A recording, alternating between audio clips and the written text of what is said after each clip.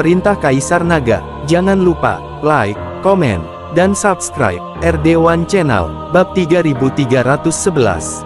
Pelindung gong ketakutan. Dia menyadari bahwa dia lebih rendah dari Dev dalam hal kekuatan dan permainan racun. Jika ini terus berlanjut, apalagi membunuh Dev, bahkan nyawanya sendiri pun akan terancam. Pelindung gong melirik ke arah Penatua Fei dan menemukan bahwa Penatua Fei bertarung sengit dengan Miao Lao. Kedua pria itu memiliki kekuatan yang sama. Dengan kekuatan alam kesengsaraan tingkat ke-6, mungkin perlu beberapa waktu untuk menentukan pemenangnya. Dan anak buahnya juga berjuang keras dengan banyak biksu. Dia tidak menyangka kelompok biksu ini akan bersatu kali ini. Dia telah menyergap banyak biksu manusia di masa lalu, dan dia selalu berhasil. Setelah bertarung, banyak orang yang melarikan diri dengan agendanya sendiri. Tapi kali ini, kemungkinan besar akan gagal. Saat ini, terdengar auman harimau merah perak tidak jauh dari sana. Jika harimau merah perak itu ikut berperang, maka tak seorang pun dari mereka yang berpikir untuk melarikan diri. Tetua, mundur, cepat mundur! Teriak pelindung gong, lalu berbalik dan lari. Mereka tidak memiliki keuntungan sama sekali sekarang dan hanya dapat mundur sementara dan mencari peluang lain. Penatua Fei juga sedikit mengernyit saat ini. Dia tidak menyangka bahwa dalam tim ekspedisi manusia kecil, akan ada master alam kesengsaraan tingkat 6 seperti Tuan Miao. Pada saat ini, Penatua Fei juga memiliki niat untuk mundur, karena dia tidak dapat membunuh Dev. Dia harus menghemat kekuatannya terlebih dahulu dan mencari peluang. Begitu mereka memiliki niat untuk mundur, para penggarap iblis ini mulai bertarung dan mundur pada saat yang sama. Pelindung gong bahkan tidak peduli, berbalik dan berlari menuju kedalaman pegunungan. Ketika Dev melihat ini, dia melangkah keluar dan mengejarnya dalam sekejap. Pelindung gong awalnya mengira bahwa dia sudah sangat akrab dengan pegunungan Cilian ini selama bertahun-tahun, dan akan sangat mudah untuk menyingkirkan Dev. Namun dia menyadari bahwa tidak peduli bagaimana dia berlari demi hidupnya, Dev seperti hantu, selalu mengikutinya. Wah, aku tidak punya permusuhan denganmu. Kenapa kamu tidak membiarkan aku mengejarmu? Kurang dari BR lebih besar dari. Bukan aku yang ingin membunuhmu, dan kamu dan aku sama-sama apoteker, jadi mengapa kamu tidak membiarkanku pergi? Jika kamu memaksaku terburu-buru, aku bukan orang yang bisa dianggap enteng. Pelindung gong mengikuti Dev dan mengucapkan kata-kata lembut sambil berlari. Dia berharap Dev akan melepaskannya dan berhenti mengejarnya. Saya tidak memiliki keluhan terhadap Anda, jadi Anda mulai membunuh saya. Sekarang setelah Anda menyadari bahwa Anda tidak dapat membunuh saya, Anda mulai memohon belas kasihan.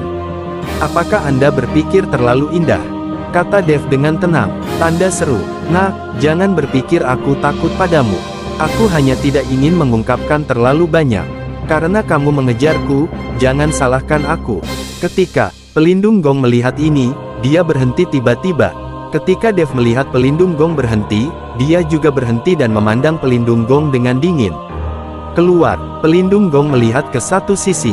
Saat ini, si Kong Zhen berjalan keluar perlahan dari balik pepohonan di satu sisi. Alasan mengapa pelindung gong berhenti adalah karena dia mengetahui keberadaan si Kong Zhen. Dia sendiri bukan tandingan Dev, dan jika si Kong Zhen terlibat, Dev pasti tidak punya pilihan. Penjaga gong, aku benar-benar tidak menyangka kamu akan dikejar-kejar oleh seorang anak muda. Sepertinya aku membuat pilihan yang salah dengan memilih untuk bekerja sama denganmu. Si Kong Zhen melihat ekspresi malu penjaga gong dan berkata dengan sedikit ketidakpuasan. Tanda seru. Dia mengambil risiko untuk memancing Kai Hongwei pergi, tapi dia tidak menyangka akan berakhir seperti ini. Puan Si Kong, kerja sama Anda dengan saya pasti bukan pilihan yang salah. Sekarang kita berdua bergabung untuk membunuh Dev. Saya bisa memberikan apapun yang Anda butuhkan. Bukankah itu yang Anda inginkan? Energi abadi. Setelah itu saya membunuh Dev, saya dapat memberitahu Anda di mana energi abadi itu berada. Saya telah berada di pegunungan Cilian selama bertahun-tahun, dan tidak ada tempat yang tidak saya ketahui. Pelindung gong menggoda si Kong Zhen. Tanda seru. Benar saja, ketika si Kong Zhen mendengar kata energi abadi, ada keraguan di matanya. Bab 3312. Tidak hanya si Kong Zhen, tetapi Dev juga menjadi sangat tertarik ketika mendengar bahwa pelindung gong mengetahui di mana energi abadi berada.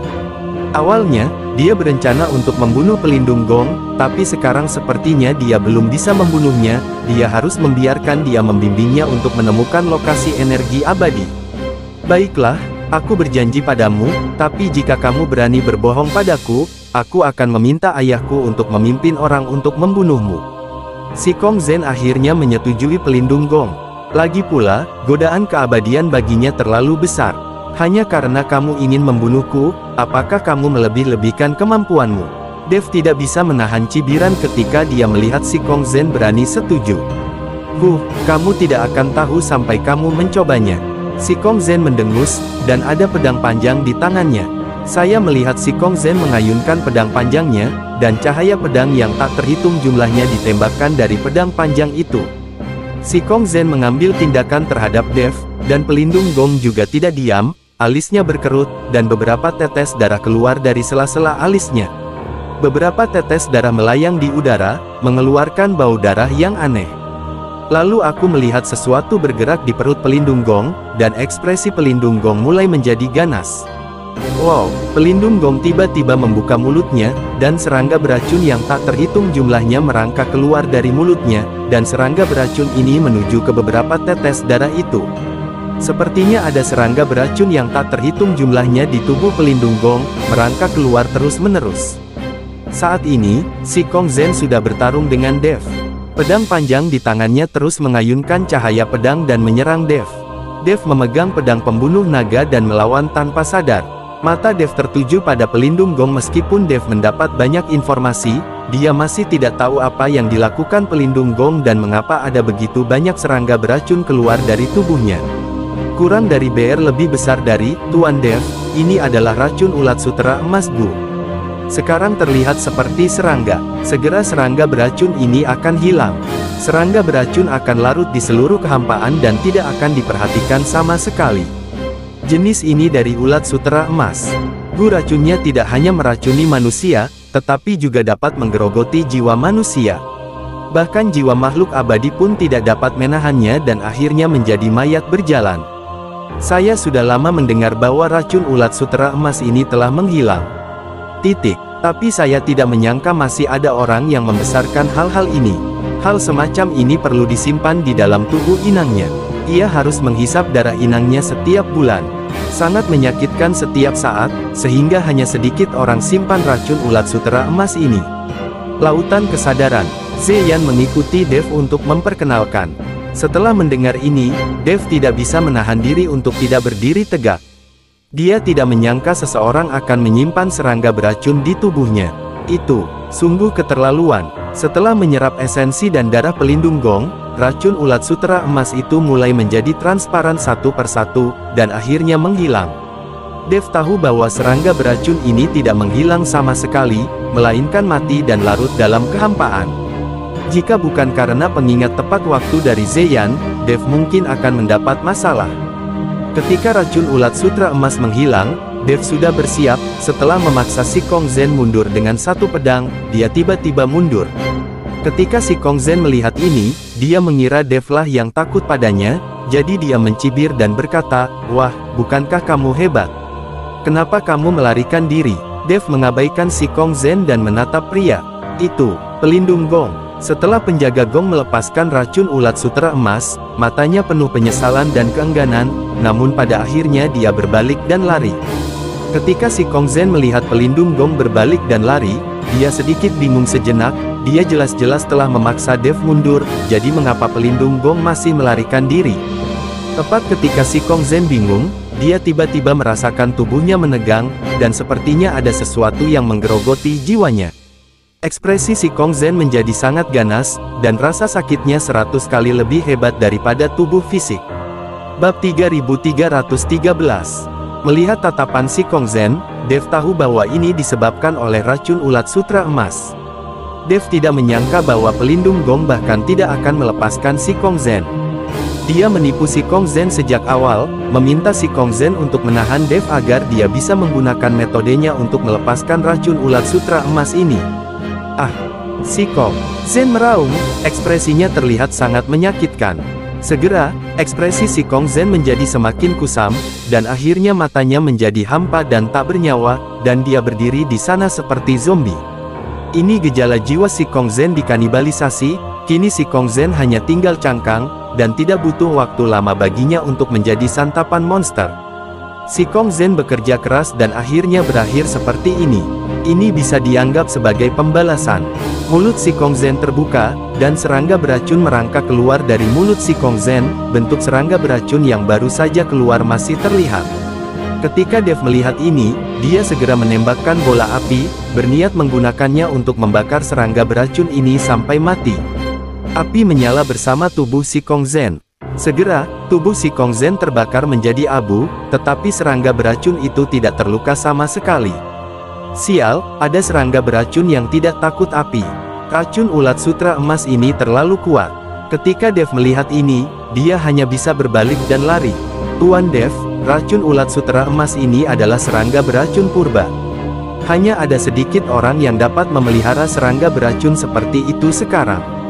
Jika orang itu tidak berusaha menyelamatkan nyawanya, dia mungkin tidak akan melepaskan ulat sutra emas ini, racun begitu cepat. Kata Zeyan. Zeyan benar, pelindung gong, yang melarikan diri saat ini, sudah patah hati. Racun ulat sutra emas ini adalah pendukung terbesarnya dan kartu asnya. Bahkan orang-orang di istana tanpa jiwa tidak tahu tentang kartu truf ini. Untuk meningkatkan racun ulat sutra emas ini, pelindung gong mengambil banyak sumber daya, bukan untuk meningkatkan kekuatannya sendiri, tetapi untuk memelihara serangga beracun ini. Dan rasa sakit yang dialami setiap saat bukanlah sesuatu yang dapat ditanggung oleh orang biasa. Serangga beracun yang dipelihara dengan susah payah oleh pelindung gong semuanya digunakan pada Dev. Hal ini membuat pelindung gong sangat sedih, tetapi tidak ada yang bisa dia lakukan. Racun ulat sutra emas sekali lagi larut dalam kehampaan pada saat ini. Bahkan jika Dev menggunakan kesadaran spiritualnya, dia tidak dapat mendeteksinya sama sekali. Jika ada yang datang ke sini sekarang, mereka pasti akan terluka oleh serangga beracun, dan mereka akan diserang oleh serangga beracun tanpa menyadarinya. Serangga beracun itu begitu cepat sehingga Dev hanya bisa melarikan diri dengan putus asa dan tidak memiliki kemampuan untuk mengejar pelindung gong. Zeyan, apakah tidak ada waktu lagi racun ulat sutra emas ini akan berhenti? Apakah mereka akan terus menyerang? Petik 2. Dev tidak mengerti. Tidak peduli seberapa kuat serangga beracun ini, akan selalu ada saatnya mereka berhenti, bukan? Selama racun ulat sutra emas ini dilepaskan, ia harus menggerogoti jiwa hingga kenyang, lalu perlahan-lahan berhenti, lalu berubah menjadi bentuk kepompong, menunggu inang berikutnya bangkit. Jika tidak seseorang memelihara ulat sutra emas ini, kepompong ulat sutra perlahan-lahan akan menghilang. Zeyan menjelaskan setelah Dev. Ketika Dev mendengarnya, dia langsung bingung. Sungguh lucu jika ulat sutra emas ini penuh dengan racun. Tepat ketika Dev melarikan diri dengan putus asa, Tuan Miao mendatanginya bersama anak buahnya. Mereka takut Dev dalam bahaya, jadi mereka mengejarnya. Melihat Tuan Miao dan yang lainnya datang ke arahnya, Dev terkejut dan buru-buru berteriak, "Jangan kemari, lari, lari!" Tuan Miao dan yang lainnya tertegun dan menatapnya bingung. Dev. Mereka menemukan bahwa tidak ada apapun di belakang Dev, tetapi Dev sangat panik. "Lari cepat, lari cepat!" Melihat Tuan Miao dan yang lainnya berdiri diam, Dev berteriak cemas lagi.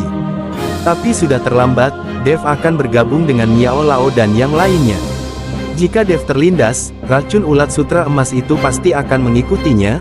Saat itu, tidak ada Tuan Miao dan yang lainnya yang bisa melarikan diri. Bersambung.